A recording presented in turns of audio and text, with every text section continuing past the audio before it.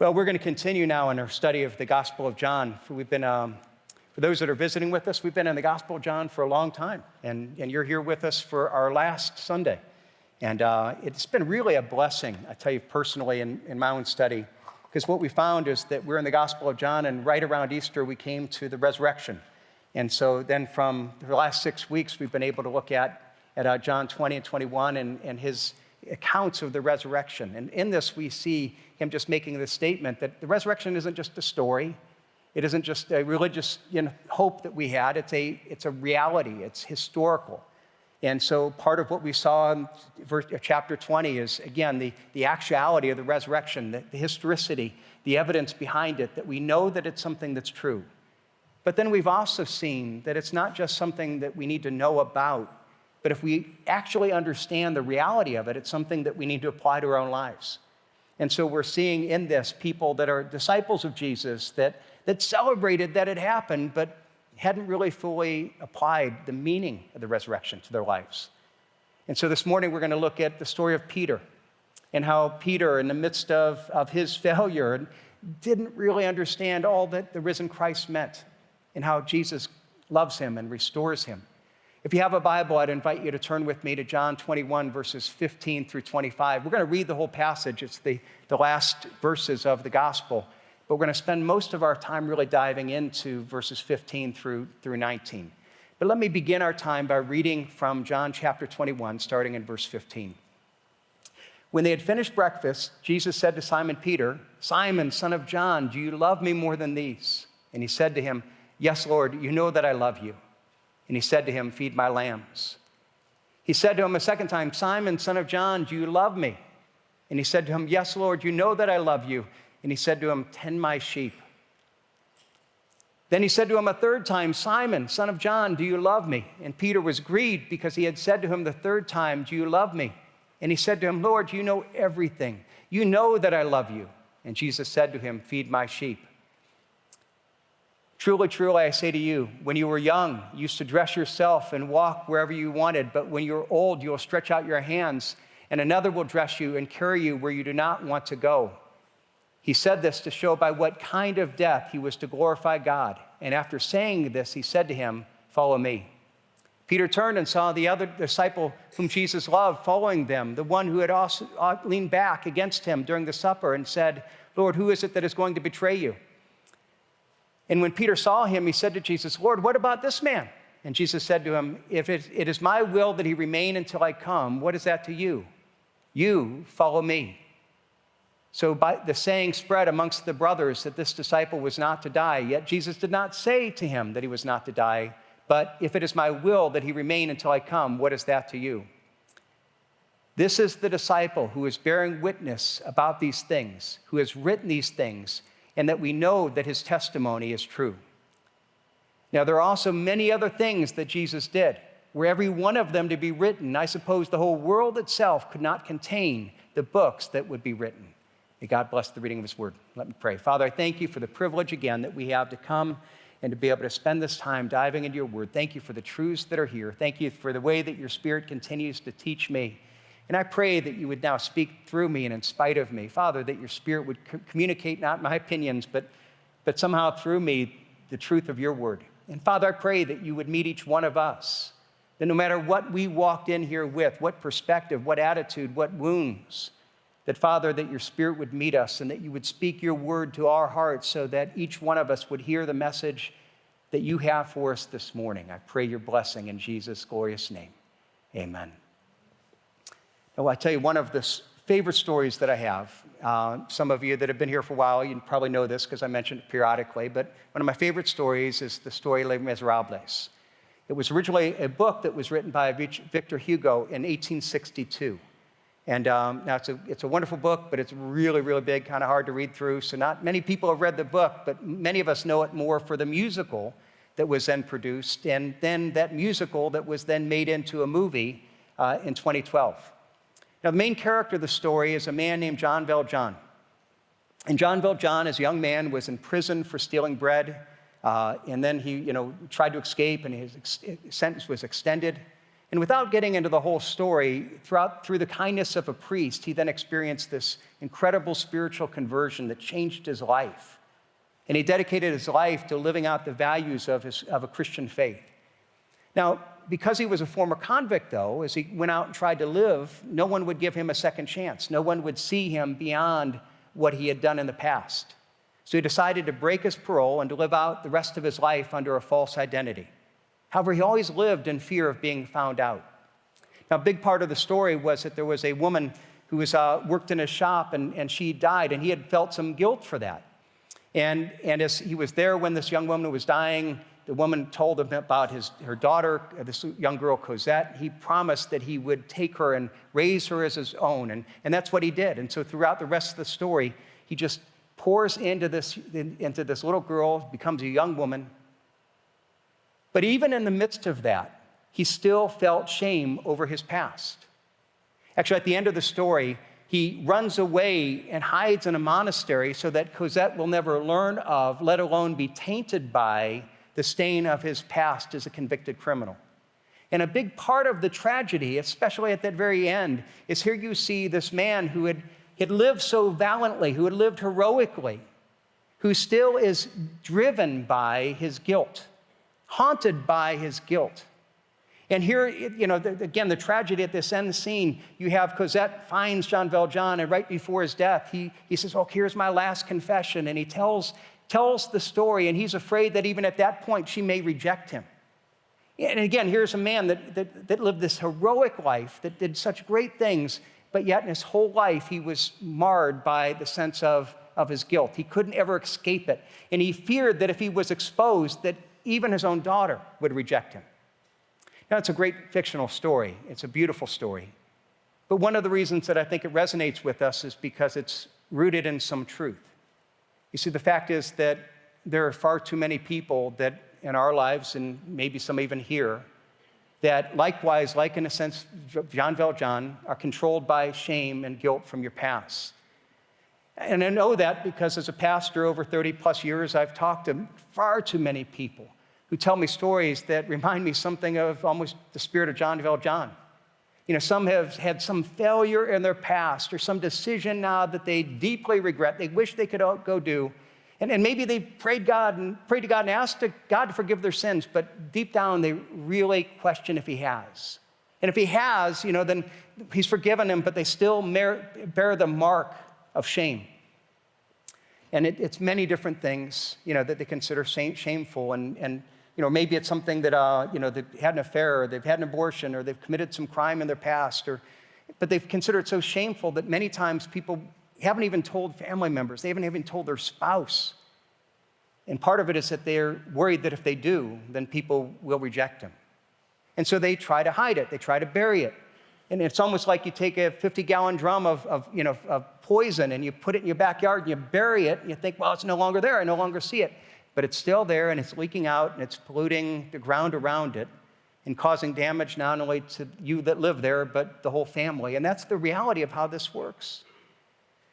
See, I recognize that even as I say this, there are almost certainly people here today that are joining us in person or online, and that's your story.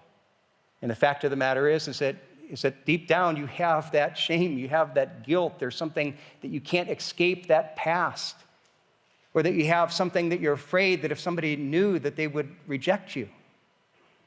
And if that's you, I'm glad you're here today. I believe that God brought you here today because God wants you to hear the heart of Jesus Christ. He wants you to hear the heart of Christ speaking to you and your circumstances. Because what we're studying today is Jesus speaking to the heart of Peter, who likewise had been buried by that kind of shame and guilt. You see, he had made great boasts about how he was going to stand for Jesus and never deny him. And yet when the moment of trial came, when Jesus was put there before trial, Peter not only ran away from Jesus, he denied even knowing him. And then after that denial, Jesus was crucified on the cross, and I'm sure that Peter was just burdened by the shame and guilt. That was the last thing that had happened between him and Jesus. And then the resurrection came, and there was joy, but even in that joy, there was still that bit of shame. Because part of him would feel that things could never quite be the same after he had failed Jesus so miserably. Now let's look at this story. And as we do, we're going to actually go back before John 21 and look at not only Peter's betrayal, but even before that, the hours before the betrayal, and seeing, we've got to see something of his great promise. And in this great promise of how he would never let down Jesus, you see the danger of pride and of self-confidence, because that's what drove Peter. You see, now, this part of the story is recorded in all of the Gospels, but let me go to Matthew for his account. What it tells us is that right after Jesus had instituted the Lord's Supper, and he told his disciples, okay, this is my body, which is a symbol of my, or this is the bread, is a symbol of my body. I'm going to be offered on the cross for you. This is the cup, which is a symbol of my blood. I'm going to be offered on the cross for you. And he tells them that. He shares something of the story of the gospel of how he loves them.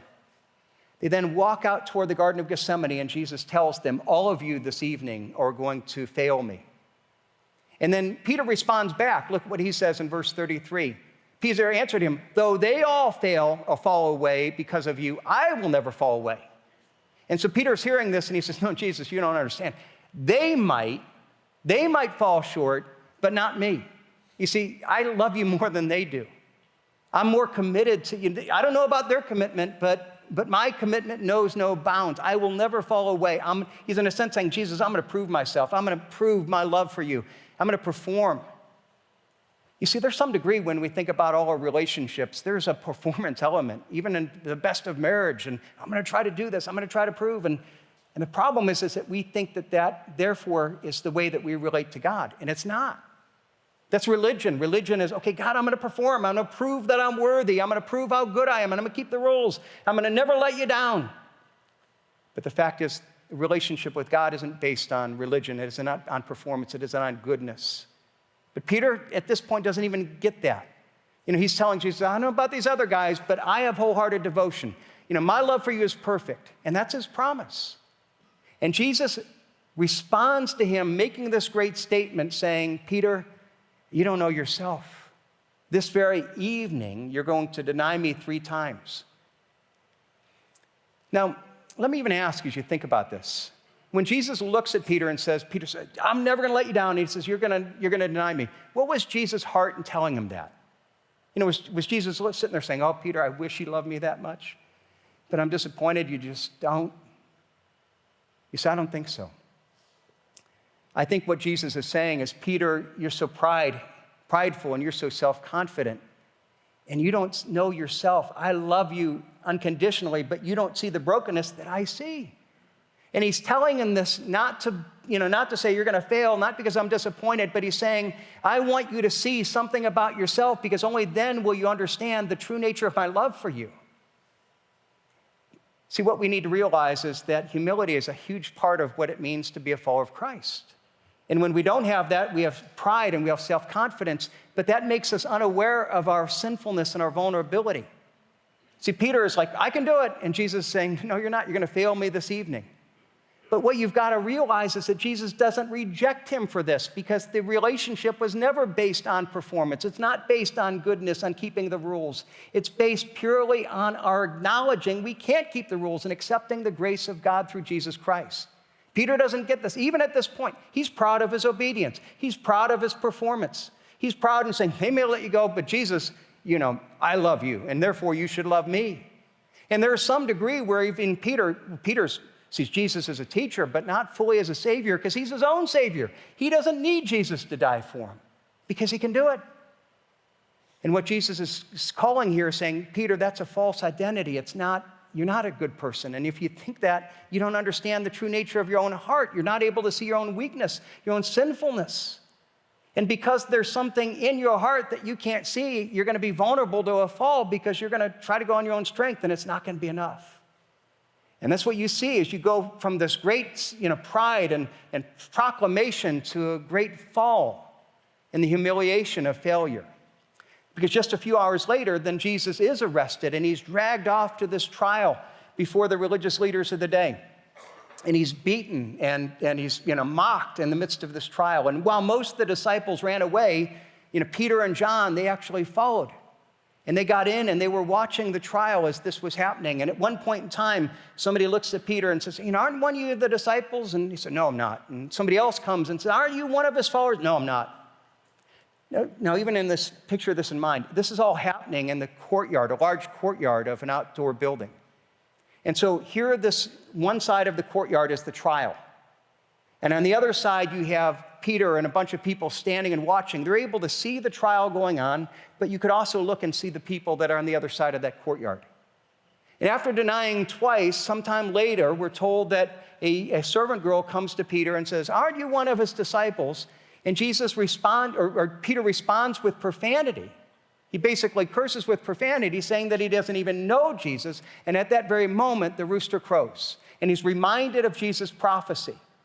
And not only that, but as he's reminded, as he hears the rooster crowing, at that very moment, Jesus turns and looks across the courtyard and looks directly at Peter's eyes.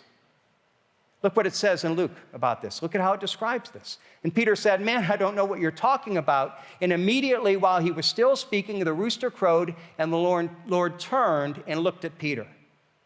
Now, what a powerful statement. What a powerful and emotional moment. Peter had been making this great boast, and now he sees Jesus being mocked and beaten, and he's asked by this lowly slave, do you know him? And he denies him, cursing. And at that moment, he knows that he is exposed. Jesus looks at him, and he is fully exposed for his failure. Now, what we're told is that he ran away not only out of guilt, but I think out of shame.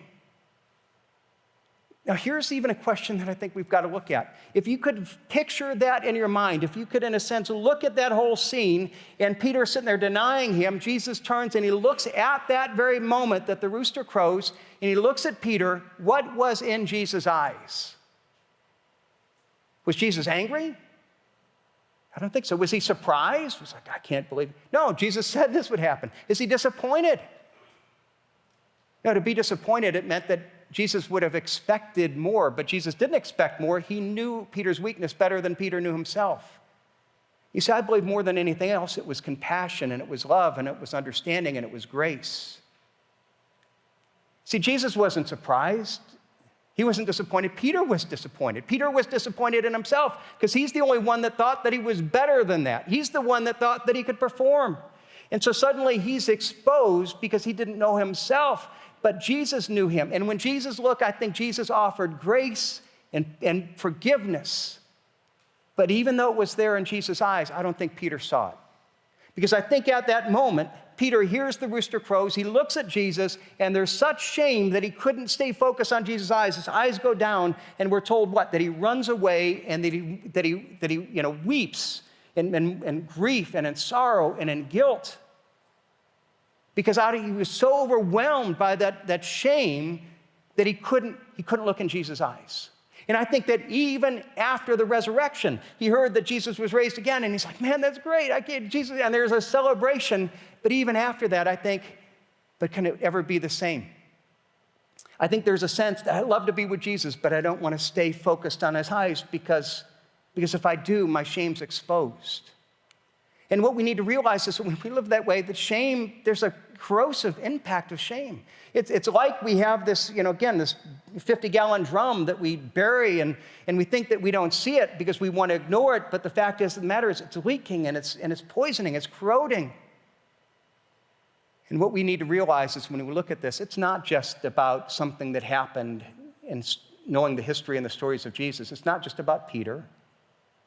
It's God's teaching us about us. And he's teaching us about our shame and how God approaches us and how God speaks to us. Because what you have happening here is that there's something that is between Peter and Jesus. And in our own lives, we have to ask, is there ever a time that you just look at that and you say, I can't look in the eyes of Jesus? There's something that I prayed to ask him, but I don't really trust, or I'm hiding from other people. And it may have been something way in your past. It may have been before you're a follower of Christ or young in the faith, or it may be something that's going on in your life now.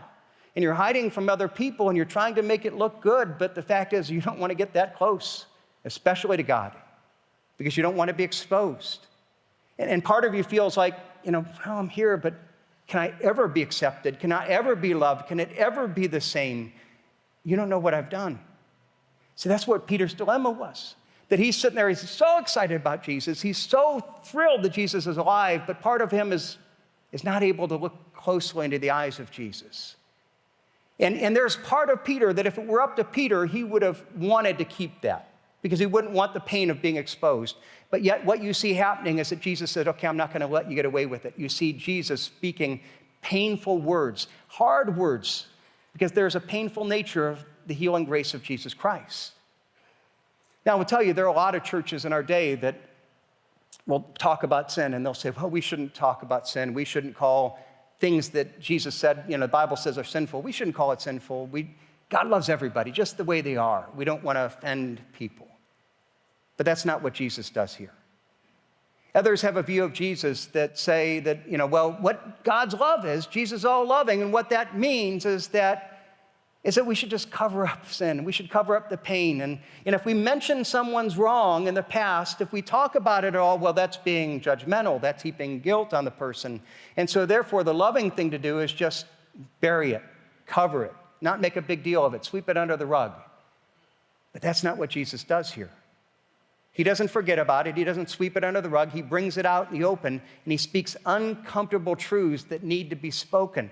Truths that are hard to hear, but that are truths of love.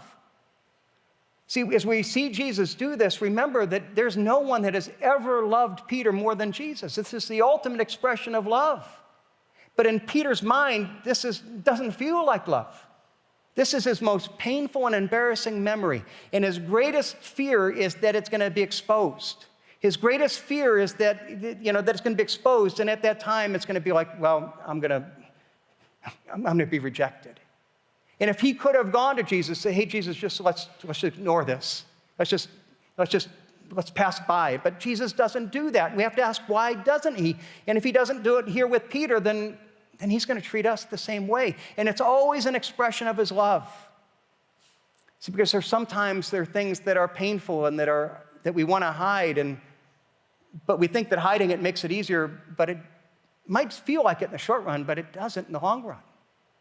I think back, there have been several times that I've gotten a call from a doctor that they call me back and we have a test, and they call me and say, hey, we need to tell you, that spot that we tested, it's cancer. He's got skin cancer. And so I've gotten these calls several times from doctors. And, that's not what I want to hear. And then they've told me, that sometimes, you've got to have this cut out, you've got to have this, you've got to have this treatment, and that's never anything that I've wanted to hear. Now, am I going to look at that and say, I hate that doctor, he's so judgmental and he's hateful. How dare he tell me this bad news?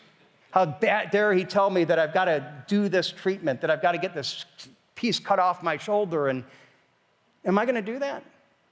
No. You say, of course not. That would be stupid. Why? Because we understand that you have a doctor that's speaking a truth, that it's an unpleasant truth. It's one we don't want to hear, but it's a truth that we need to hear, because if I don't know it, the fact is my ignorance is going to kill me. Or if he covers it up and he makes it soft and he says, if it's hard, we can avoid this, that cancer that doesn't seem to be that bad now, it's going to grow and it can kill me. Now, if we understand that when it comes to our physical diseases, why is it that we struggle so much when we come to spiritual diseases? Why is it that we struggle to understand that in the same way that guilt and shame, these things that we bury, that we just want to ignore, that they're spiritual cancers, and that if we continue to hide them, the fact of the matter is, we might feel better in the short run, but in the long run, it's corrosive, it grows. It has the power to destroy us. And so what does Jesus do? Jesus exposes this, not to wound him, but to heal him. He exposes our shame to heal the wound. Let's go back to John 21. Now, what we've got to see is everything in this whole scene is so intentional. It's so beautiful. That last week we talked about there's deja vu, and the scene that last week, for those who are with us, this is deja vu all over again. This is Jesus literally setting the scene to remind Peter of his betrayal. So if you were to go back to John 18 and we read of the betrayal, we find out that Peter spoke the last words of betrayal right as the sun was rising. He spoke it, the rooster crowed, right at sunrise. Right? So then look at John 21, verse 4. And we read that Jesus met them at the beach as the sun was about to rise. Same time of day, Jesus is recreating it. John 18, we read that they were at that courtyard, and at that courtyard, they gathered around a charcoal fire to warm themselves. Now, John 21:11, or verse 9, it says that when the disciples came ashore, Jesus had built a charcoal fire to cook the fish, and then they had breakfast, and they were sitting around this charcoal fire. Now, Jesus is totally recreating it. And not only that, but then when he looks at Peter, he intentionally asks him 3 times, Peter, do you love me? 3 times, reminding him of his 3 betrayals. And Jesus is intentionally going to his most sensitive spot, not to wound him, but to heal him. Now look at this, and how it gets explicit with this. It's even more explicit. Look at verse 15. When they had finished breakfast, Jesus said to Simon Peter, Simon, son of John, do you love me more than these? And he said to him, yes, Lord, you know that I love you. And he said, feed my lambs. Now, here's one of the things. Seldom do I get into the original languages because, usually you read in English and it tells you everything you need to know. Every once in a while, it doesn't change the meaning, but you'll see a kind of another dimension to the meaning in the words. And this is one of the few times that's the case. Because part of the thing is that Greek is way more precise than English. And so, for example, they have multiple words for love. And so we have one word that kind of covers everything. Greek has multiple words. And in this case, this passage is using 2 different words. The first word is the word agape. It actually was very, very rare in Greek up until the Christian church. And then it suddenly became big because it was the word to describe God's love for us. It's unconditional love, total commitment, unconditional love, perfect love. The second word is a far more familiar word. Even back then, it was the word phileo. And it's the word that means brotherly love. And we know that from English because we have the city of Philadelphia, which is the city of brotherly love. And so it's a love of commitment, a love of family, a love of loyalty. It's a strong word, but a much less strong than agape. Now, here's what I want you to see. Jesus asked this question in a way that reminds Peter of his failure, and you see it in the words that he uses. He looks at Jesus and he said, do you agape me more than these? Peter, do you have this unconditional, total commitment love that you planned on? When you're there, you said, everyone will betray, I will never let you down. I have total love. Do you really agape me more than these? Who are these? The other disciples. Do you remember when you said, they will all let me down? I won't, Jesus. Do you really have agape for me more than all these other disciples? And look at Peter's response. He responds back, changing the words. He says, yes, Lord, you know that I phileo you. Not that agape, you know that I love, Lord, you know that I love you, but I'm not going to claim that I have this unconditional love that's greater than everybody else's because you know how much I love you, but you also know where I failed.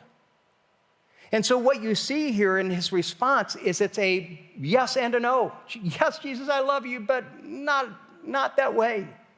Yes, I love you as much as I know how, but you also know where I failed you, and I can't make the claim that I once did. I don't love you that way, but I love you as much as I know how. So Jesus then asks him a second time, Simon, son of John, do you love me? And this time Jesus says again, do you love me? But he takes off more than these. He says, Simon, do you love me? Do you have unconditional love? Not more than everybody else, but do you love me unconditionally the way that you promised? And Peter responds back, again, changing the words. Yes, Lord, you know that I went back ahead. Yes, Lord, you know that I phileo you. Yes, Lord, you know that I love you as much as I can, but you know my failures. He gives a proclamation of love, but it's also a proclamation of his shame. So then Jesus asked them a third time in verse 17. He said to him a third time, Simon, son of John, do you love me? And Peter was grieved because he said to him a third time, do you love me? Now here's what I want you to realize. Here's why he was grieved. Jesus not only asks him a third time, which is a reminder of his 3 denials, but when he asks them a third time, he also changes the word again. So now Jesus asks him, Peter, do you phileo me? And what he's saying here is the weight of the question is, Peter, do you really even have affection for me? Do you have this brotherly love?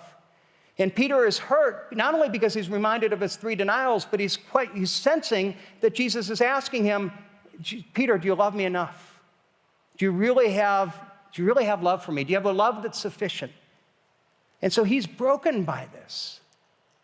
But I want you to see that this is not a statement that's meant to break Peter. It's meant to restore him. Because it's only in revealing our failure that God drives us to his grace. It's only in seeing what we don't have do we understand the grace of what God gives us based on undeserved favor. You see, Peter's brought face to face with the thing that he's most afraid of, his own failure, the thing he wanted to hide the most. And Jesus is doing this not to hurt Peter, but to heal him.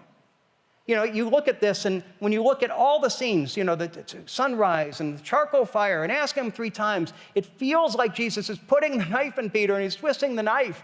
And there's a sense that he is putting the knife in Peter and he's driving it deeper and it hurts. But it's a knife that's a scalpel, not the knife of an enemy. It's a scalpel that's being driven into the wound to bring healing. It's not the knife of an enemy that's in any way driven by wounding. Now, does this knife cause pain? Yeah, it does. It's a pain that Peter deeply wanted to avoid. But it's the pain of a doctor that's going into the wound, the pain of a loving Lord saying, I love you too much to allow you to live with this wound. Peter, I know you want to hide it. I know that you want to run away. But the fact is, I love you too much to be able to live with this wound that's going to infect you, that's going to corrode your life, that's going to impact other people. So I'm going to go at it to the very thing that you loathe the most thing you fear the most, I'm going to do because that's what you need the most. Now, I'm going to ask you this really important question that is really significant to understanding this whole passage.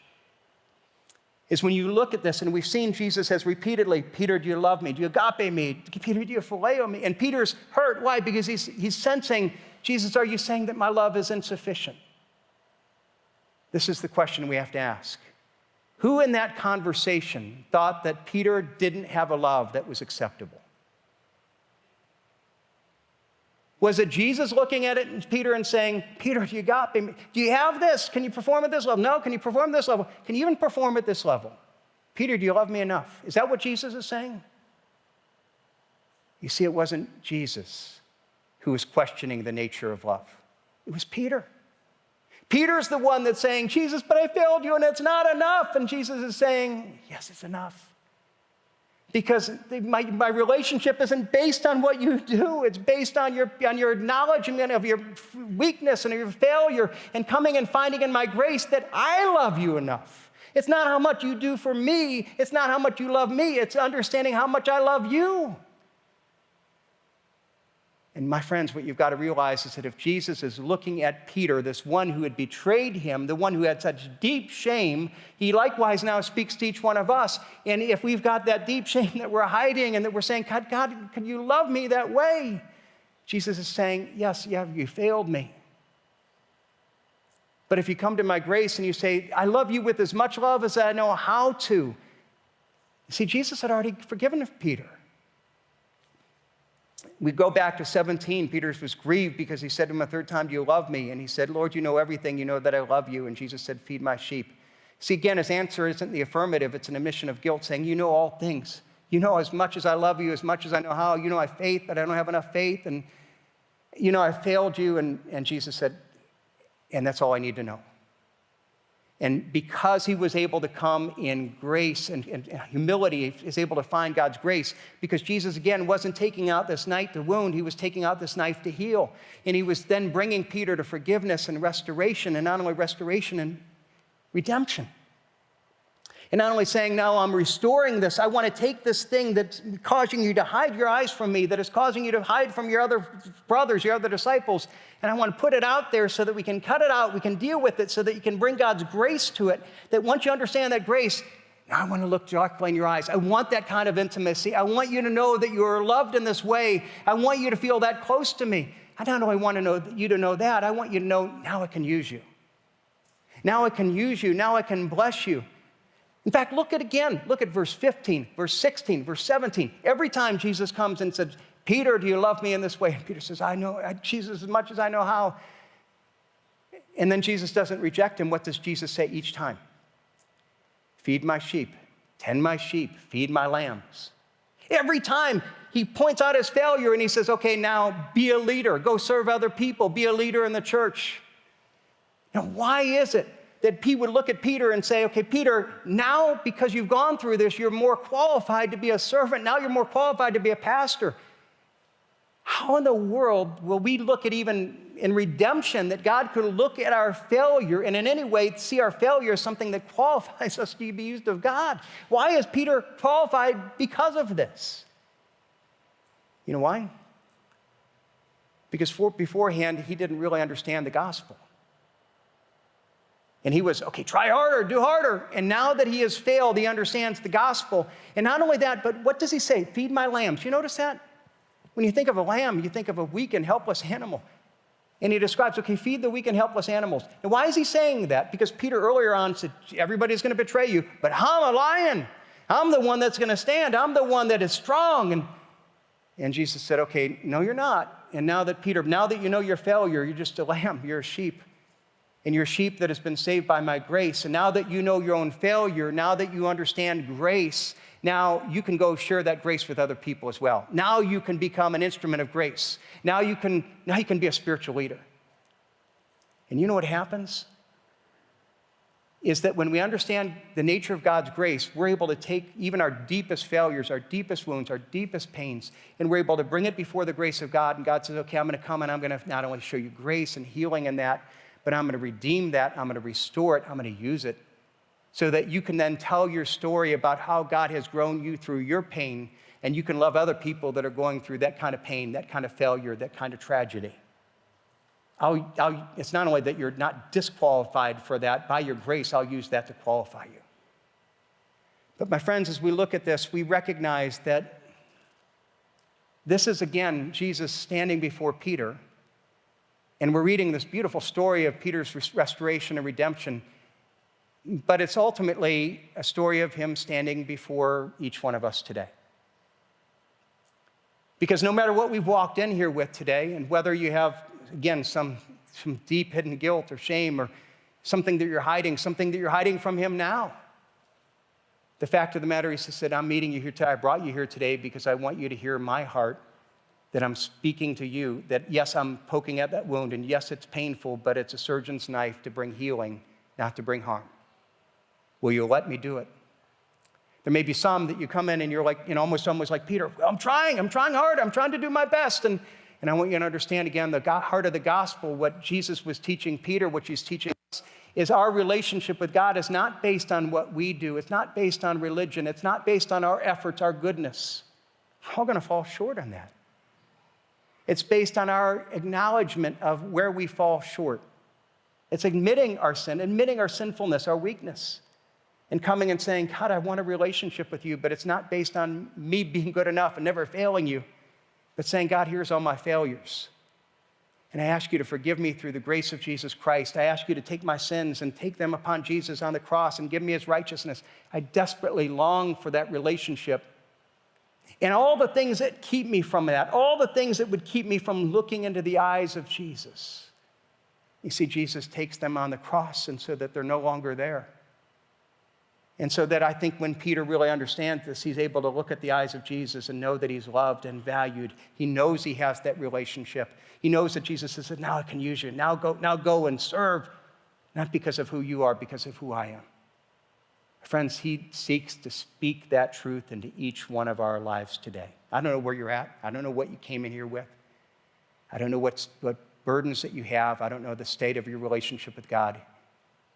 But I believe that there's some that God is speaking here today too, that you came in and you know that God is poking in a sensitive spot, that he's prying and you feel a knife. And my friends, it's not a knife to wound. It's the knife to heal. And I hope and pray that this morning, even before you leave, that if you've never really made peace with God, that you would do so, that we'll be available after the service or this week. Call me. I'd love to talk with you. I'd love to be able to see that for those maybe first time come to Christ, or for some who have lived with that burden, the stuff that's buried in your backyard that you've lived with far too long. Jesus said, you know what, I want to dig that up, and I want you to know God's restoration and God's healing and God's redemption through it all. I want you to know that you're loved and valued. But let's get this thing out from between our relationship so I can look in the eye and tell you how you're loved and how I want to use you.